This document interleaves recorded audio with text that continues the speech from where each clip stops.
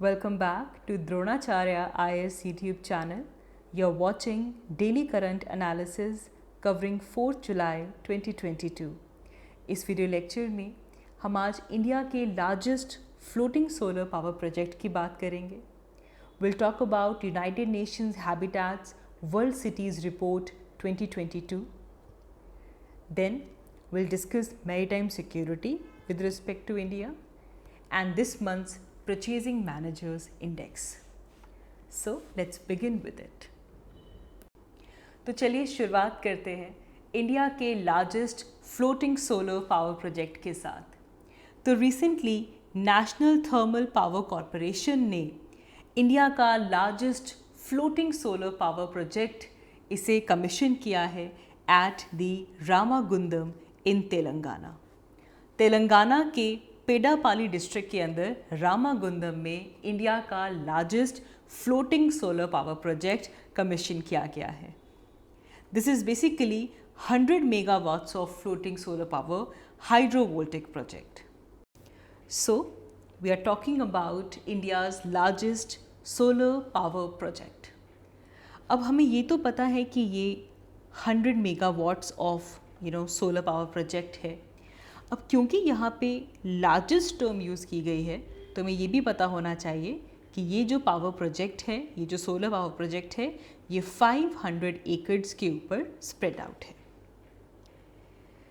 अब यहाँ पे पहला क्वेश्चन जो हम डिस्कस करेंगे वो ये है that what are these floating solar plants, क्योंकि ultimately this is India's largest floating solar power project. तो ये फ्लोटिंग सोलर प्लांट्स क्या हैं? देखिए, जब भी हम सोलर प्लांट्स की बात करते हैं या फिर we can also call them as solar farms, तो ये दो तरह से इनको आप अचीव कर सकते हैं, बना सकते हैं. या तो ये ग्राउंड माउंटेड होते हैं, ग्राउंड के ऊपर इनको माउंट किया जाता है, या फिर आपकी जो वाटर बॉडीज़ हैं उनकी सरफेस के ऊपर इनको लगाया जा सकता है. तो दो तरीके से हमारी जो सोलर पावर प्लांट्स हैं या फिर जो सोलर फार्म्स हैं उनको आप या तो वो ग्राउंड माउंटेड होंगे या फिर वो वाटर बॉडीज़ की सरफेस के ऊपर प्रेजेंट होंगे. अब ये जो फ्लोटिंग सोलर पावर प्रोजेक्ट्स हैं, they are present on the surface of the water bodies.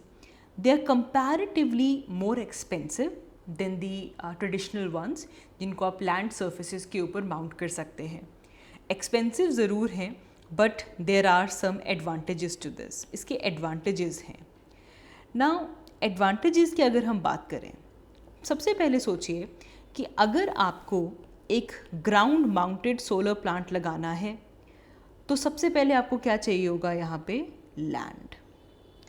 Land की अवेलेबिलिटी एक बड़ा क्राइटेरिया है.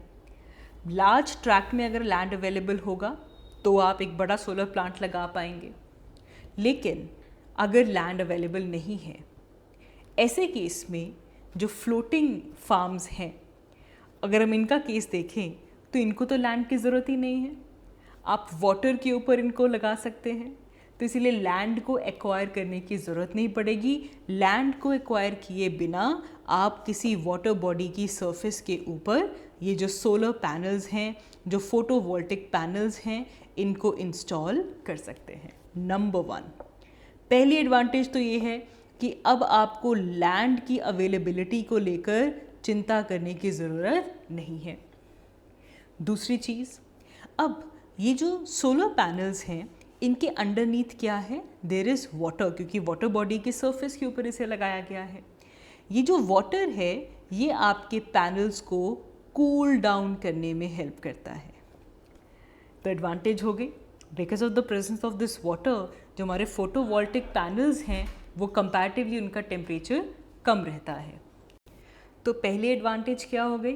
लैंड की अवेलेबिलिटी के ऊपर डिपेंड नहीं करता. सेकेंडली, वाटर इसे कूल डाउन करने में हेल्प करता है. There is another advantage after this. हमारी जो वाटर बॉडीज़ की जो इवेपोरेशन है, वाटर की जो इवेपोरेशन है वो इससे रिड्यूस हो जाती है. तो इसका मतलब हाइड्रो पावर जनरेशन के लिए जो वाटर है उसकी अवेलेबिलिटी बढ़ जाएगी. क्योंकि इवापोरेशन कम हो रहा है तो हाइड्रो पावर जनरेशन के लिए वाटर सेव हो रहा है। सो आई होप यहाँ से आपको जो फ्लोटिंग सोलर प्लांट्स हैं ये किस तरीके से रहते हैं ये आपको समझ में आया होगा। After this next question that comes in our mind is how these panels are floating. तो देखिए, अगर हम यहाँ पे रामागुंडम की बात करें तो रामागुंडम में जो सोलर मॉड्यूल्स हैं उनको पूरे 500 एकड़्स के ऊपर इस तरह प्लेस किया गया है कि कुछ फ्लोटर्स को मैन्युफैक्चर किया गया है। और ये जो फ्लोटर्स हैं ये basically high density polythene material जो है उसका बना हुआ है। तो क्योंकि यहाँ पे जो फ्लोटर्स हैं वो बहुत ही ज़्यादा हाई डेंसिटी पॉलीथीन मटेरियल के बने हुए हैं, तो irrespective of the water level fluctuation ये लगातार फ्लोट करते रहते हैं। तो इस तरीके से यहाँ पे इस मटेरियल को यूज़ करके, पॉलीइथीन मटेरियल को यूज़ करके इसके ऊपर, इन फ्लोटर्स के ऊपर जो आपके सोलर पैनल्स हैं, सोलर मॉड्यूल्स हैं, उनको प्लेस किया गया है। Then next thing is this कि ये जो हमारा प्रोजेक्ट है ये बहुत यूनिक है। अब ये यूनिक क्यों है? इस प्रोजेक्ट के अंदर जितने भी इलेक्ट्रिकल इक्विपमेंट्स यूज़ किए गए हैं, इलेक्ट्रिकल इक्विपमेंट्स लाइक कहीं पे कोई इन्वर्टर है, कोई ट्रांसफार्मर है, या फिर कोई भी हाई टेंशन पैनल है, all of these are floating on this ferro cement platform. ये सब के सब एक फ्लोटिंग फेरो सीमेंट प्लेटफॉर्म के ऊपर प्रेजेंट है। So this is entirely a floating solar power project of India. And according to the NTPC ये जो एंटायर फ्लोटिंग सिस्टम है इसे एंकर किया गया है और इसके लिए बहुत ही ज़्यादा हाई मॉड्यूलस की पॉलीइथाइलिन रोप्स को यूज़ किया गया है। और इन रोप्स के एंड पे डेड वेट्स लगाए गए हैं, कंक्रीट और ब्लॉक्स लगाए गए हैं ताकि इस रिजर्वायर वेट को एक बैलेंस मिल सके। Then coming down to the next point, how this project will help our environment. अब एक चीज़ देखें, ये जो सोलर पैनल्स हैं, as we discussed, these solar panels are floating on the water surface। तो पहली चीज़ इससे क्या होगी, हमारा जो रेट ऑफ इवेपोरेशन है वो यहाँ पे रिड्यूस हो जाएगा, इवेपोरेशन का रेट डिक्रीज हो जाएगा। तो ultimately this will help in water conservation, इससे हम वाटर कंजर्व कर पाएंगे। ऑल्सो क्योंकि यहाँ पे अब जो लैंड रिक्वायरमेंट है वो तो बिल्कुल मिनिमम हो गई, ना के बराबर आपको अब लैंड की ज़रूरत है। And for mostly which is associated with evacuation arrangements, कहीं पे अगर आपको कहीं ग्राउंड माउंटेड सोलर फार्म लगाना है तो आप उस लैंड को इवैक्यूएट करेंगे, तब जाकर वो जो लैंड है वो अवेलेबल हो पाएगा। Rather, आज के टाइम पे instead of using the land for the ground mounted solar farms, land को किसी और बेहतर चीज़ के लिए यूज़ किया जा सकता है। अब जो रामागुंडम है यहाँ पे approximately 32.5 lakh cubic metres of water every year इसकी इवेपोरेशन अवॉइड हो जाएगी। तो सोच के देखें इवेपोरेशन का कितना नंबर कम हो चुका है। एंड अपार्ट फ्रॉम दिस, जो water body in solar modules के नीचे रहेगी उसका जो टेम्परेचर है वो मेंटेन रहेगा, और जिससे कि जो एफिशिएंसी है वो यहाँ पे बनी रहेगी। ऑल्सो अगर हम देखें यहाँ से हमारी जो कोल कंजम्पशन होनी थी, अदरवाइज कोल कंजम्पशन डिक्रीज़ होगी, कोल कंजम्पशन डिक्रीज़ होगी तो जो कार्बन डाइऑक्साइड की इमिशन थी वो भी डिक्रीज़ होगी। तो ओवरऑल ये जो प्रोजेक्ट है ये काफ़ी बड़ा लैंडमार्क है in terms of its contribution to the environment. Now इसी तरह के प्रोजेक्ट की फ्यूचर एक्सपेंशंस की अगर हम बात करें तो एक कमर्शियल ऑपरेशन ऑलरेडी चल रहा है of 92 megawatts of floating solar power plant. ये केरला के अंदर प्रेजेंट है। केरला का कायाकुलम जो एरिया है वहाँ पे आपको ये मिलेगा। इसके अलावा आंध्र प्रदेश के अंदर भी सिमिलरली कुछ 25 मेगावाट्स का प्रोजेक्ट आंध्र प्रदेश में लगा हुआ है।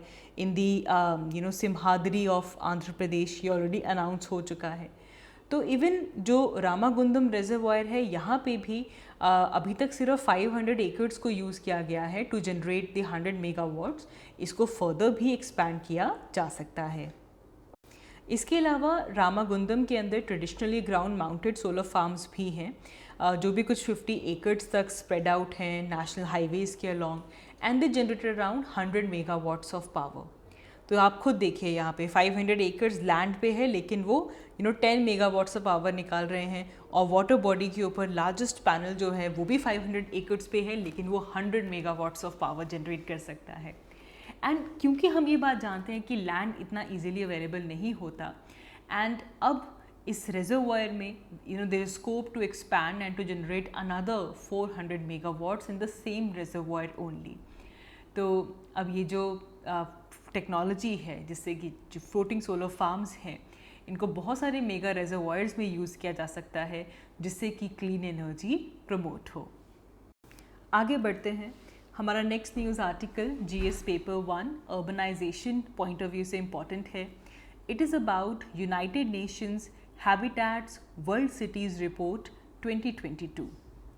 तो रिसेंटली यूनाइटेड नेशंस ने habitat world city report release की है, and according to this report India की अर्बन पॉपुलेशन बाय 2035 675 मिलियन तक पहुंच जाएगी, and this would be the second highest behind China's 1 billion. China की जो अर्बन पॉपुलेशन है वो 1 बिलियन है, और बाय 2035 इंडिया की अर्बन पॉपुलेशन 675 मिलियन तक पहुंच सकती है। This is according to the United Nations habitat world cities report 2022। अब तो पहली बात तो यहाँ से आपको ये पता होना चाहिए, ये फैक्ट थोड़ा याद रखेंगे कि 2035 तक हमारी अर्बन पॉपुलेशन 675 मिलियन तक पहुंच जाएगी, and will be second highest behind China's 1 billion. Now इससे पहले कि हम देखें कि इस रिपोर्ट के अंदर क्या क्या फाइंडिंग्स दी गई हैं, सबसे पहले इस रिपोर्ट को ही थोड़ा और समझते हैं। The world cities report 2022 envisages the future of the cities।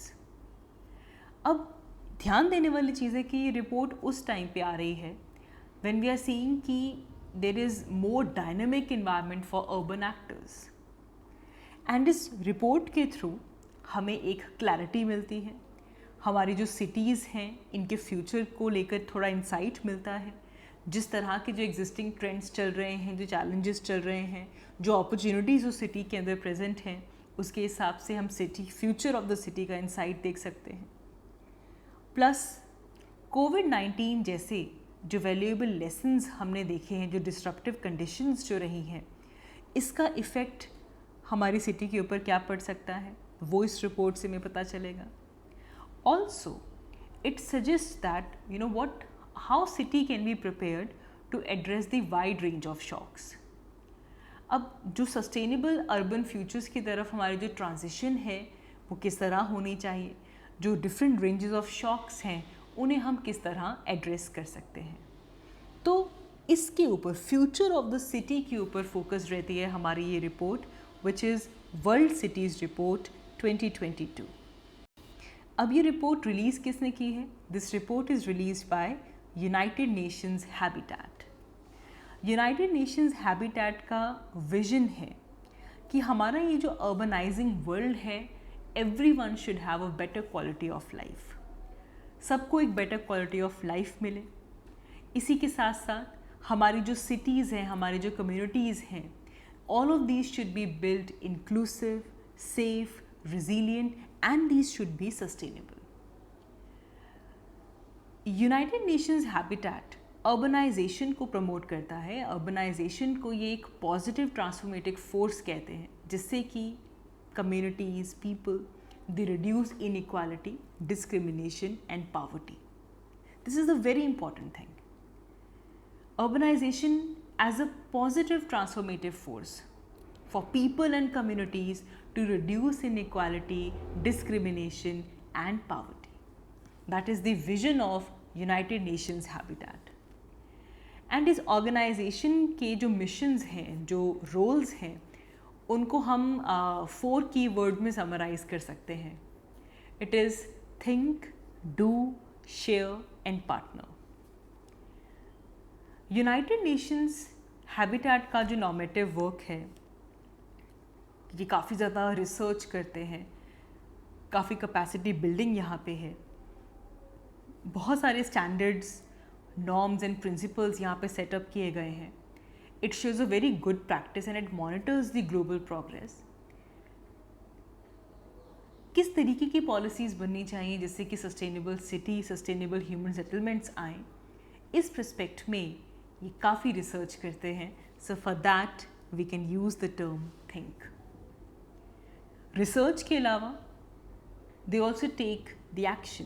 They have the operational works जिसमें ये डिफरेंट तरह की टेक्निकल असिस्टेंस देते हैं, सस्टेनेबल अर्बनाइजेशन को लेकर अपना एक्सपर्टाइज शेयर करते हैं.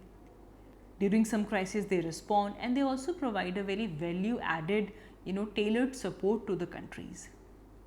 सो after thinking they do the things. Then comes share. Of course, through advocacy, through communication, through outreach, United Nations Habitat public, political और financial support mobilize करता है. It basically mobilizes those action जिससे कि qualitative change आ सके in the national developmental plans. ये अपने policy framework share करते हैं, अपने developmental practices share करते हैं. So they do share. And then lastly, they partner, they collaborate with the governments.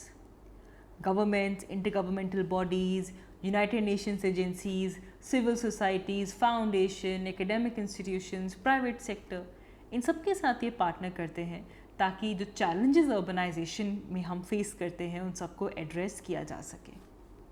So, think, do, share and partner. United Nations habitat over 90 countries में work करता है and they basically promote the transformative change in the cities and human settlement. And अभी recently एक new strategic plan आया है 2020-2023 जिसमें बहुत strategic और एक इंटीग्रेटेड अप्रोच के साथ जो 21st सेंचुरी के अंदर सिटीज़ और ह्यूमन सेटलमेंट्स जो चैलेंजेस फेस कर रहे हैं, जो अपॉर्चुनिटीज़ हैं, उन सबको यहाँ पे सॉल्व किया गया है. सो नाउ आफ्टर नोइंग कि ये रिपोर्ट क्या है, इस रिपोर्ट के अंदर हमें क्या मिलेगा, नाउ लेट्स सी कि इस बार की वर्ल्ड सिटीज़ रिपोर्ट 2022 की मेजर फाइंडिंग्स क्या रही हैं.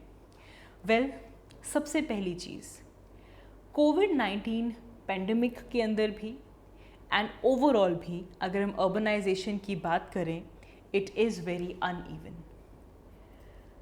इट वाज हाउएवर, अगर हम अर्बनाइजेशन की बात करें तो टेम्परेरीली डिले हुआ था बिकॉज ऑफ कोविड-19 pandemic, but cities are here to stay. And अगर हम फ्यूचर देखें ह्यूमैनिटी का तो undoubtedly it is going to be urban. हालांकि जो लेवल्स ऑफ अर्बनाइजेशन हैं दे आर वेरी अनइवन. जो हाई इनकम कंट्रीज़ हैं they are growing slowly as compared to the middle and low income countries. High income countries already काफ़ी urbanise हो चुके हैं, वहाँ पे जो ग्रोथ है वो काफ़ी स्लोली हो रही है. तो all over the world we are seeing that there is uneven urbanisation. फिर इंडिया की अर्बन पॉपुलेशन के लिए ये एस्टिमेट किया गया है that by 2035 our urban population would be 675 millions. And by 2035 India की वो पॉपुलेशन जो कि अर्बन एरियाज़ में रह रही होगी दैट विल बी अराउंड 43.2%. ये इंडिया के लिए एस्टिमेट्स किए गए हैं. ग्लोबल लेवल पे बात करें तो global urban population is on track. By 2050 another 2.2 billion people will be living in the urban areas. China की जो अर्बन पॉपुलेशन है by 2035 it is projected to be 1.05 billion, whereas Asia की by 2035 would be 299 billion, South Asia की उससे भी ज़्यादा. तो numbers के पीछे नहीं जाना, आपको सिर्फ इंडिया का नंबर पता होना चाहिए. आपको हर एक कंट्री का डाटा नहीं, इंडिया का डाटा कि बाय 2035 एस्टिमेटेड है कि हमारी 675 मिलियन पॉपुलेशन अर्बन पॉपुलेशन बन जाएगी and will be ranking second after China. China के बाद सेकंड नंबर पे कौन आ सकता है? इंडिया। ये आपने एक ट्रेंड यहाँ पे याद रखना है। एशिया लेवल में भी, अब एशिया की जब हम बात करते हैं तो इंडिया हो गया, चाइना हो गया, इट्स पार्ट ऑफ एशिया। तो वर्ल्ड पॉपुलेशन का जो मेजर शेयर है वो एशिया में रहता है। एंड ऑल्सो जो डेवलपमेंटल ट्रेजेक्ट्रीज हैं वो यहाँ पे ग्लोबल इनइक्वालिटी से इन्फ्लुएंस होती हैं। एशिया के अंदर अगर हम लास्ट 2 डिकेड्स देखें तो चाइना और इंडिया दोनों में ही बहुत ही रैपिडली इकोनॉमिक ग्रोथ भी देखने के लिए मिली है। इकोनॉमिक ग्रोथ के साथ साथ जो अर्बनाइजेशन है वो भी काफ़ी ज़्यादा रैपिड पेस पे इन लास्ट 2 डिकेड्स इंडिया और चाइना में देखने के लिए मिला है। And because of this there is massive reduction in the number of people who were living in poverty. जैसे कि हमने मोटो पढ़ा, अर्बनाइजेशन को एक ट्रांसफॉर्मेटिव वे माना जा रहा है जिससे कि इनइक्वालिटी, पॉवर्टी, डिस्क्रिमिनेशन ये रिड्यूस हो। अब जो एग्जिस्टिंग पॉपुलेशन है it will continue to grow naturally with the birth rates. Particularly जो लो इनकम कंट्रीज़ हैं वे बर्थ रेट्स हाई हैं, तो वहाँ पे सिग्निफिकेंटली जो अर्बन पॉपुलेशन है वो ग्रो कर सकती है। अपार्ट फ्रॉम दिस, कोविड का भी अर्बनाइजेशन के ऊपर इम्पैक्ट हुआ। There was a large scale flight from the major cities. कोविड-19 पैंडमिक की अर्ली स्टेजेस में बड़े नंबर में बड़ी शहरों से लोग बाहर आए एंड अपनी कंट्री साइड और स्मॉलर टाउन्स की तरफ गए। But we can say that this was a short term response and this will not alter the course of globalisation, कोविड-19। Despite there is very greater incidence of viruses in urban areas, जो economic difficulties pandemic ने create कर दी हैं, but still cities they serve as the beacons of opportunity, and therefore the people who are in search of employment, education, training, they take refuge from the conflict. They come towards the cities. Then when we talk about cities, यहाँ पे women empowerment की बात करनी भी बहुत ज़रूरी है। अब जो फ्यूचर है हमारी मल्टी लेवल गवर्नेंस का, that is to have equitable representation of women. And जितना भी प्रोग्रेसिव फॉर्म ऑफ एम्पावरमेंट हमें विमेन के लिए दिख रहा है, it comes from civil society, जैसे कि सेल्फ हेल्प ऑर्गेनाइजेशन है। For example Kudumbashree, it has 4 million female members और इसने काफ़ी इंपॉर्टेंट रोल प्ले किया था to remove poverty in the state of Kerala. तो विमेन एम्पावरमेंट भी इसका एक इम्पॉर्टेंट पर्सपेक्टिव है। And then as we said, poverty और इनइक्वालिटी ये जितने हमारे सिटीज़ हैं उनकी सबसे कॉम्प्लेक्स प्रॉब्लम रहती आई है। इसे हर एक सिटी को एड्रेस करना होगा। Then of course there is impact of climate change, specially ऐसी सिटीज़ जो कि वार्म क्लाइमेट्स में रह रही हैं, वहाँ पे टेम्परेचर बहुत इंक्रीज़ हो गया है, या फिर जो कि लो लाइंग कोस्टल एरियाज़ हैं, with increasing sea level they are facing the impact of climate change. And yes, there is threat due to risk and impact of climate change in these extreme weather events. अब जैसे Delhi, India में हम देख रहे हैं कि heat wave का जो इंसिडेंस है वो इंक्रीज़ हो गया। इंडोनेशिया के जकार्ता में परवेसिव फ्लडिंग चल रही है। South Africa, Durban, that is also under the threat of the same. तो क्लाइमेट चेंज एक बड़ा फैक्टर है। इसके अलावा जब हम सिटीज़ की बात करते हैं तो how can we miss pollution. अब जो वर्ल्ड वाइड हमने देखा लॉकडाउन्स लगे, रिस्ट्रिक्शंस लगी कोविड की वजह से, उसकी वजह से एयर और वाटर क्वालिटी में काफ़ी इम्प्रूवमेंट हुआ। चाइना और इंडिया की अगर हम बात करें तो यहाँ पे तो बहुत बड़े लेवल पे जो एयरबॉर्न पोल्यूटेंट्स थे, PM 2.5, PM 10, carbon dioxide, nitrous oxide, sulphur dioxide, ये सब रिड्यूस हुए। एंड देन अब यहीं से पोल्यूटेंट्स की जब हम बात कर रहे हैं तो इंडिया जैसे कंट्री की अगर हम बात करें तो हमारी कोविड-19 के एमरजेंस से ही जो कार डिपेंडेंसी है वो इंक्रीज़ हुई है। People, they were interested in active and public transportation, but now they have shifted towards the private cars. And the main reason was the absence of safe and affordable or reliable public transportation system, which is basically the future of urban mobility. And therefore in India, private motorized vehicles, they still dominate. अब जो scenarios emerge हो रहे हैं climate change को mitigate करने के लिए, जो इम्प्लीकेशंस हैं, ऐसे केस में एयर पोल्यूशन हो, कंजेशन हो, रोड सेफ्टी हो, इन सब के बारे में हमें सोचना होगा. And then lastly, this report also talked about urban extension and smart cities. जो अर्बन एक्सटेंशंस जो हो रही हैं, इन्होंने अर्बन पॉपुलेशन ग्रोथ ग्लोबली इसे सरपास कर दिया है. And because of the expansion now there are many cities जो कि अपनी बाउंड्रीज़ के बियॉन्ड ग्रो करती जा रही हैं. इनफॉर्मल सेटलमेंट्स आकर आसपास बसती जा रही हैं. स्मार्ट सिटी एक ग्लोबली बहुत पॉपुलर कैच फ्रेज है, लेकिन यहाँ पे मेन पॉलिसी तो ये है, मेन पैराडाइम तो ये है that this should be a technologically driven urban innovation and development. तो अर्बन एक्सटेंशन और स्मार्ट सिटीज़, ये भी एक ऐसा पर्सपेक्टिव है जिसके बारे में ध्यान देना होगा. अपार्ट फ्रॉम दिस, इस रिपोर्ट में अगर हम सजेशंस देखें तो पहला सजेशन तो ये है कि हमें रोबस्ट स्ट्रक्चर्स बिल्ड करने होंगे, चाहे वो हमारी इकोनॉमिक, सोशल या एनवायरमेंटल रेजिलियंस हो, हमें उसे रोबस्ट करना होगा. फॉर दैट हमारा जो गवर्नेंस है, जो इंस्टीट्यूशनल स्ट्रक्चर्स हैं, which is basically the heart of the future of cities, हमें इसे रोबस्टली बिल्ड करना होगा.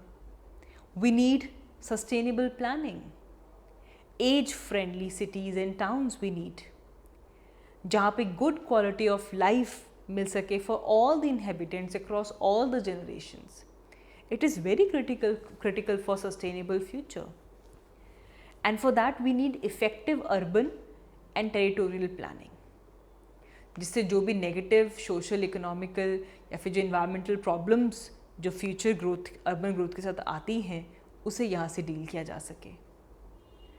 We also need new social contract and new urban agendas, जैसे कि universal basic income, health coverage, housing, new urban agenda, sustainable goal number 11.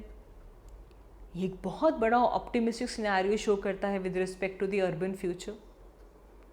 Cities should be prioritised, वहाँ पे economic diversification होनी चाहिए. Health should be prioritised.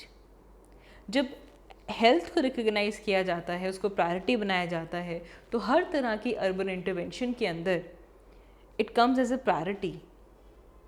And these are very vital possibilities जिससे कि multiple benefits मिल सकते हैं. And with this we can have an inclusive, resilient and sustainable urban future. Then as we said, we need to tackle with poverty and inequality. Governments को ऐसे multi dimensional approaches लेने होंगे जिससे कि poverty और इनइक्वालिटी एड्रेस हो सके. चाहे हमें हमारा जो इंफ्रास्ट्रक्चर है, जो सर्विसेज हैं, इनको एक्सटेंड करना हो, इसकी एक्सटेंशन के लिए इन्वेस्टमेंट करनी ज़रूरी है. And then lastly, there is social inclusion and climate change. अब जो इन्वायरमेंटल डिसीजन मेकिंग है, इसके अंदर डिफरेंट वॉइसेस, डिफरेंट पर्सपेक्टिव, इन सबको सुनना होगा ताकि हम एक ग्रीनर अर्बन फ्यूचर जो है वो सिक्योर कर सके. पॉलिसी मेकर्स को भी रिकग्नाइज करना होगा, उनका रोल रिकग्नाइज करना होगा. अर्बन एरियाज में किस तरह नेट ज़ीरो ट्रांजिशन आए, इसके ऊपर फोकस करना होगा. And we need to have more nature based solutions. So this report, this article becomes very important when you're thinking about urbanization in today's world. आगे बढ़ते हैं. हमारा next news article internal security point of view से important है. So India's national security adviser, he has inaugurated the first meeting of multi-agency maritime security group. Multi agency maritime security group की first meeting inaugurate की गई है by national security adviser. And this is done to have a strong maritime system. इस मीटिंग में जो major points discuss किए गए थे that was about how to map the existing orders and policies, जो हमारी मैरीटाइम सिक्योरिटी को लेकर जो पॉलिसीज़ हैं उसके गैप्स को आइडेंटिफाई किया जाए, कुछ SOPs सेट किए जाएं जिससे कि जो मैरीटाइम कंटिजेंसीज़ हैं इनको रिव्यू किया जाए, पोर्ट्स की, कोस्टल इंफ्रास्ट्रक्चर की सिक्योरिटी को लेकर यहाँ पर डिस्कशन की गई। Then there should be creation of national maritime database, there should be capacity building of the coastal states and UTs. That was discussed. And then recently purchasing managers index has been released, and जिसमें inflation का जो असर है वो हमारी manufacturing sector की growth के ऊपर दिखा है। पिछले 9 मंथ्स में पहली बार हमारी जो मैन्युफैक्चरिंग सेक्टर ग्रोथ है वो लोएस्ट लेवल पे पहुंची है because of the inflation, and this is as per the S&P Global India Manufacturing Purchasing Managers Index. So Purchasing Managers Index, as the name suggests, ये मैन्युफैक्चरिंग लेवल पे service sector पे जो economic trends हैं उसे prevail करता है। It's an economic indicator and ये monthly सर्वे की बेसिस पे डिराइव्ड होता है। डिफरेंट कंपनीज़ में मंथली सर्वे किया जाता है। 2 तरह का इंडेक्स होता है, एक होता है मैन्युफैक्चरिंग PMI, एक होता है सर्विसेज PMI। मैन्युफैक्चरिंग का अलग किया जाता है, सर्विसेज का अलग किया जाता है, एंड में इनको कंबाइन कर दिया जाता है। तो इस बार इन्फ्लेशन के असर की वजह से जो इंडिया का जो मैन्युफैक्चरिंग सेक्टर ग्रोथ है वो काफ़ी लो आया है in the last 9 months. So that is all for this video.